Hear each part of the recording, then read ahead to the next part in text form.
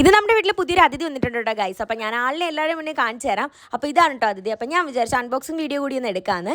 അപ്പോൾ ഇതാണ് നമ്മുടെ വീട്ടിലെ അതിഥി, ഒരു ജ്യൂസറാണ് കേട്ടോ. അപ്പോൾ ഇതിൻ്റെ അകത്ത് 3 ടൈപ്പ് ജാറാണ് വരുന്നത്. വലുതുണ്ട്, അതിൽ ചെറുതുണ്ട്, പിന്നെ അതിൽ ചെറുത് ഒന്നും കൂടിയുണ്ട്.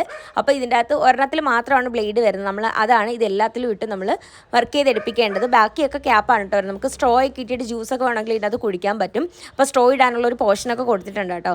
അങ്ങനെ എന്തായാലും കൊണ്ടുവന്നതല്ലേ, ഇന്ന് തന്നെ ഒരു ഫ്രഷ് ജ്യൂസ് അടിച്ചേക്കാമെന്ന് വിചാരിച്ചിട്ട് ഞാനിവിടെ ദാണ്ട് കുറച്ച് ഫ്രൂട്ട്സ് എടുത്തിട്ടുണ്ട്. ആദ്യം തന്നെ എടുത്തേക്കുന്നത് അനാർ അഥവാ പൊമഗ്രാനറ്റ്, അല്ലെങ്കിൽ മലയാളത്തിൽ മാതളം എന്ന് പറയും. അവിടെ കട്ട് ചെയ്ത് എടുത്തിട്ടുണ്ട്.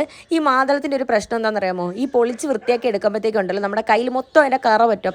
ആ ഒരു കറ കയ്യിൽ പറ്റി പിടിച്ചിട്ട് അതൊരു സ്റ്റെയിൻ ആയിട്ടങ്ങ് ഇരിക്കും. അതാണ് പ്രശ്നം. അതുകൊണ്ട് തന്നെ ചെയ്യുന്ന ഒരു ട്രിക്ക് എന്താണെന്ന് വെച്ചാൽ ഇത് രണ്ടായിട്ട് കട്ട് ചെയ്യുക. അതിന് ശേഷം വെയിറ്റ് ഉള്ള എന്തെങ്കിലും തവിയോ അല്ലെങ്കിൽ സ്പൂണോ അല്ലെങ്കിൽ നാണ്ട് ഇതുപോലെ, ഈ കത്തിയാണ് അത്യാവശ്യം വെയിറ്റ് ഉള്ളതാണ്, അതിൻ്റെ പുറം ഭാഗം വെച്ചിട്ട് ഇങ്ങനെ തട്ടിക്കൊടുക്കണം. തട്ടിക്കൊടുക്കുമ്പോൾ എന്ന് വെച്ചാൽ നല്ല രീതിയിൽ അതിങ്ങനെ ഓരോന്നായിട്ട് ഇങ്ങനെ വന്ന് വീണുകൊണ്ടിരിക്കുക. അതുകൊണ്ട് തന്നെ നമുക്ക് പിന്നെ കൈയൊന്നും പിച്ച് പറിച്ചെടുക്കേണ്ട കാര്യമൊന്നുമില്ല.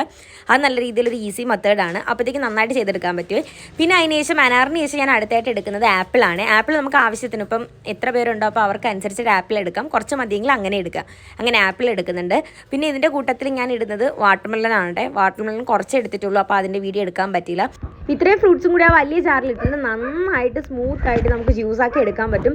സത്യം പറഞ്ഞാൽ അടിപൊളിയാണ് കേട്ടോ. വാട്ടർമെലണിൽ വാട്ടർ കൺസിസ്റ്റൻസി കൂടുതലായതുകൊണ്ട് തന്നെ നമുക്ക് വെള്ളം ചേർത്തില്ലെങ്കിലും കുഴപ്പമില്ല, വെള്ളം വേണമെങ്കിൽ ചേർക്കാം. ഞാനിവിടെ വെള്ളമൊന്നും ചേർത്തിട്ടില്ല.